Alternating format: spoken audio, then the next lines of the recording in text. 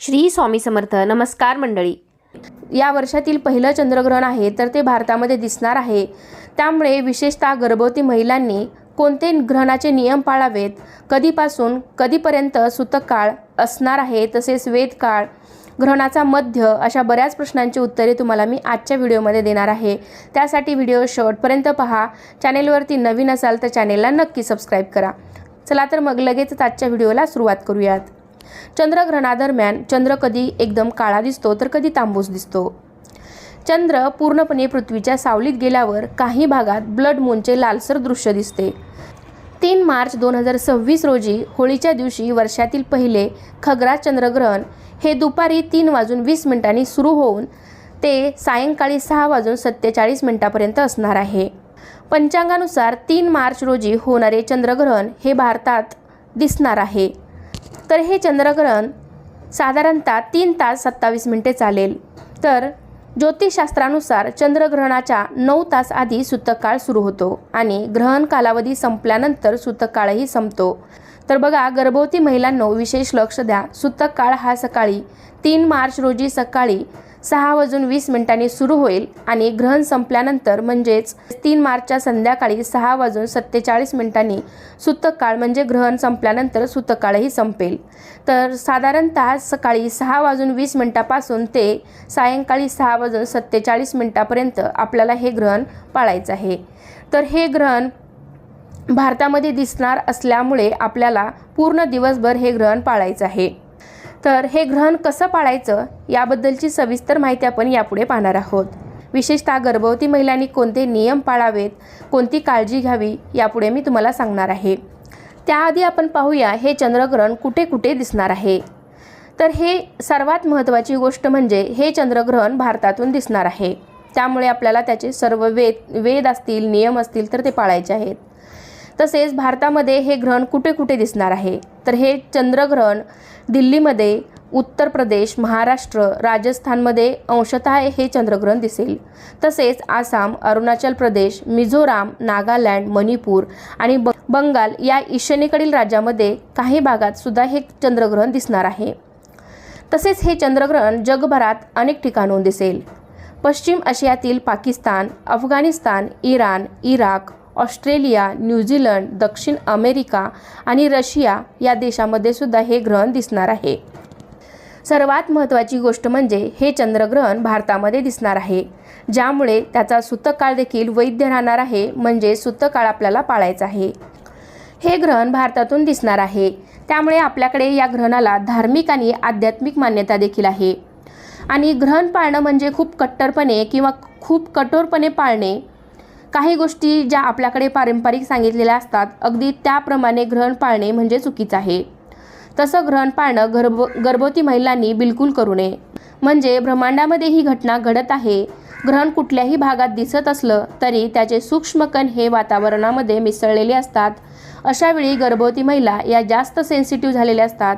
मग अशावेळी या ग्रहण काळामध्ये ज्यावेळी ही घटना घडत आहे त्यावेळी नामस्मरण करावे, जप करावा, अनुष्ठान या गोष्टी तुम्ही या दिवशी करू शकता. तसेच हनुमान चालीसा असेल, स्तोत्र असेल, रामचरितमानस अशा गोष्टी आपण या दिवशी वाचू शकतो, ऐकू शकतो. गणपती अथर्वशीर्ष असेल, गणपती स्तोत्र असेल, गणपती मंत्र असेल, हे सुद्धा तुम्ही या दिवशी म्हणू शकता. परंतु अगदी जास्त स्ट्रिक्ट हे ग्रहण पाळू नये. विशेषतः गर्भवती महिलांनी जेवण न करणे, पाणी न पिणे या गोष्टी गर्भवती महिलांनी टाळाव्या. त्यांच्या ज्या नैसर्गिक क्रिया आहेत म्हणजेच लघवीला जाणे, टॉयलेटला जाणे, पाणी पिणे, जेवण करणे या सर्व क्रिया त्यांनी रोखून धरू नये. अशा गोष्टी जर तुम्ही रोखून धरल्या तर तुमच्या होणाऱ्या बाळावर आणि तुमच्यावर त्याचा विपरीत परिणाम होऊ शकतो. तर या गोष्टी गर्भवती महिलांनी कटाक्षाने टाळाव्यात. म्हणजेच ज्या तुमच्या नैसर्गिक क्रिया आहेत तर त्या तुम्ही करू शकता. ज्योतिषशास्त्रानुसार गर्भवती महिलांनी त्यांच्या आरोग्याची काळजी घ्यायला हवी. मन शांत ठेवावं. मंडळी, ग्रहणाच्या दिवशी राहू आणि केतू या पापग्रहांचा प्रभाव वाढतो. ते सक्रिय होतात. चंद्रग्रहण ही खगोलशास्त्रीय घटना असली तरी ज्योतिषशास्त्रात सुद्धा त्याला अनन्यसाधारण असे महत्त्व आहे. त्याचे चांगले वाईट परिणाम हे माणसावर होतात हे सांगितलं गेलेलं आहे. या काळात निसर्गात होणाऱ्या बदलांचा मनुष्याच्या शरीरावर परिणाम होत असतो. त्यात गर्भवती स्त्रिया या 2 जीवांचा सांभाळ करत असतात. बाह्य स्थितीत त्यांच्या मनावर त्याचा परिणाम होऊ शकतो. म्हणूनच गर्भवती महिलांनी विशेष काळजी घ्यायला हवी असं ज्योतिषशास्त्रात सांगितलं गेलं आहे. हिंदू धर्मामध्ये कुंडलीतील ग्रहाच्या हालचालीवर तुमच्या आयुष्यातील काही महत्त्वाच्या गोष्टी घडतात. ज्योतिषशास्त्रानुसार सूर्य आणि चंद्रग्रहण दोन्ही सर्व 12 राशींच्या लोकांवर परिणाम करतात. मंडळी, धार्मिक दृष्टिकोनातून ग्रहणाची घटना शुभ मानली जात नाही. जर तुम्ही धार्मिक गोष्टीवर विश्वास ठेवत असाल तर तुम्ही या नियमांचं पालन नक्की करू शकता. असं मानलं जातं की ग्रहणाच्या वेळी काही विशेष गोष्टींची काळजी घेतली तर कुटुंबाच्या आणि व्यक्तीच्या जीवनावर त्याचा वाईट परिणाम होत नाही. धार्मिक मान्यतेनुसार ग्रहणादरम्यान घराबाहेर पडू नये. विशेषतः गरोदर महिलांनी ग्रहण काळात विशेष काळजी घेणं गरजेचं आहे. ज्योतिषशास्त्रानुसार ग्रहण काळात व्यक्तीच्या आजूबाजूच्या प्रत्येक गोष्टीवर परिणाम होतो, ज्याचा व्यक्तीच्या जीवनावर नक्कीच चांगला किंवा वाईट परिणाम होतो. तर हा परिणाम टाळण्यासाठी ज्योतिषशास्त्रात अनेक नियम सांगितले आहेत. अशा परिस्थितीत गर्भवती महिलांनी या काळात काही खास गोष्टींची काळजी घेण्याचा सल्ला दिला जातो. या ग्रहण काळात गर्भवती महिलांनी कोणतेही विशेष काम करू नये. असे केल्याने न जन्मलेल्या बाळावर ग्रहणाचा वाईट परिणाम होतो.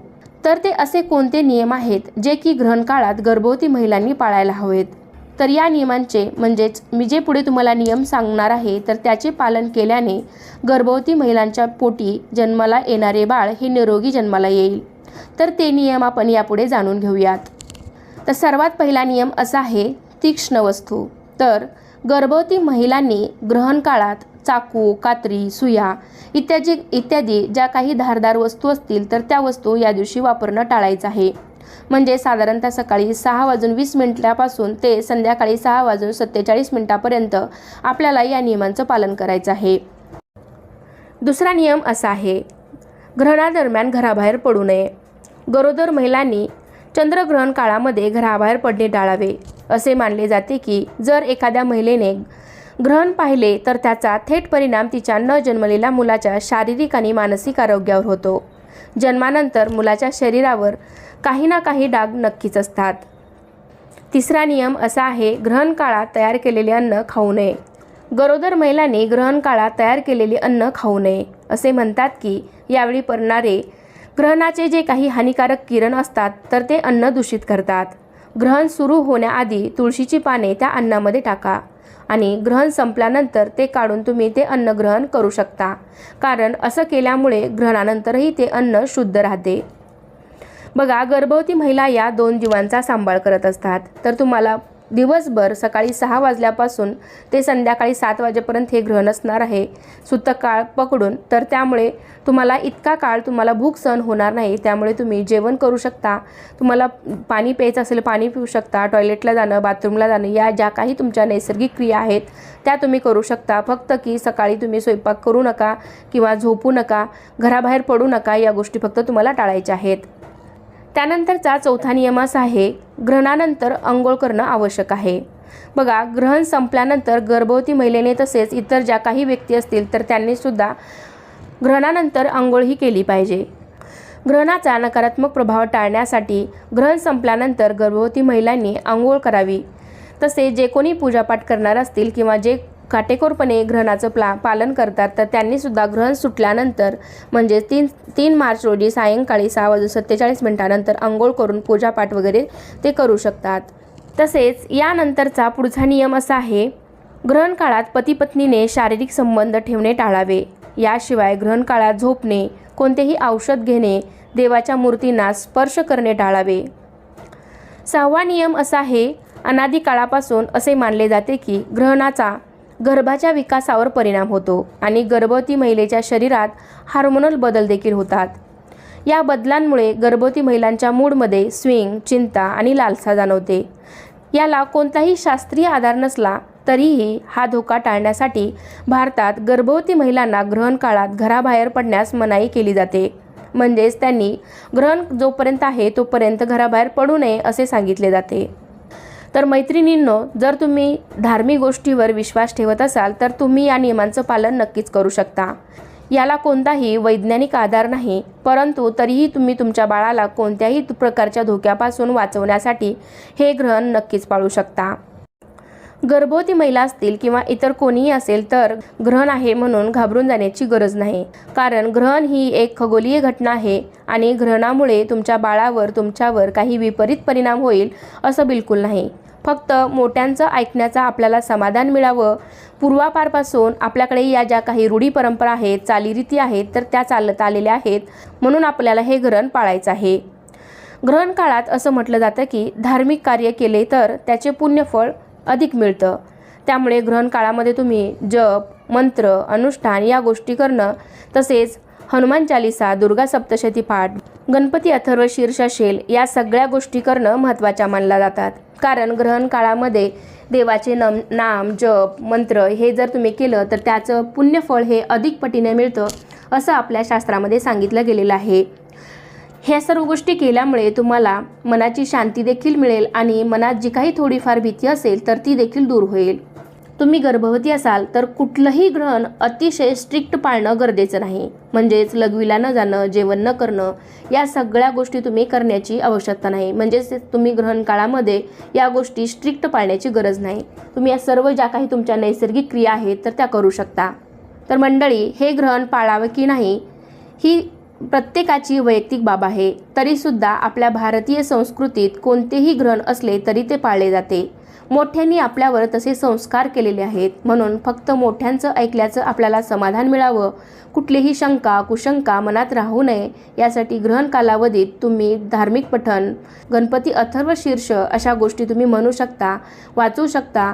काही गोष्टी शक्य असतील तेवढ्या तुम्ही नक्की करू शकता आणि जेवढे नियम तुम्हाला पाळता येतील तेवढे तुम्ही नक्कीच पाळू शकता. परंतु अगदीच टॉयलेटला न जाणं, बाथरूमला न जाणं, जेवण न करणे या गोष्टी तुम्ही टाळाव्या, म्हणजे गर्भातल्या बाळाला काही हानी होणार नाही. मंडळी, चंद्रग्रहणाचा मनुष्याच्या जीवनावर का परिणाम होतो? तर सगळ्यात महत्त्वाचं, चंद्र हाच मुळी आपल्या मनाचा कारक आहे असं ज्योतिषशास्त्र सांगतं. जसा चंद्राचा समुद्राच्या पाण्यावर परिणाम होतो तसाच मनुष्याच्या मनावर सुद्धा होतो. चंद्राच्या कलेनुसार समुद्राला भरती ओहोटी येते, बरोबर ना? मनुष्याच्या शरीरात तर 70% पाणी आहे. मग चंद्राचा परिणाम मनुष्याच्या शरीरावर होतच असणार यात काही शंका नाही. आणि म्हणूनच चंद्रग्रहण काळामध्ये ध्यान, जप, साधना करायला सांगितली जाते, जेणेकरून मन शांत राहील, मनात अस्वस्थता येणार नाही, मन निरोगी राहील. हा व्हिडिओ तुम्हाला आवडला असेल तर व्हिडिओला लाईक करा, तुमच्या फ्रेंड फॅमिलीसोबत शेअर करायला विसरू नका.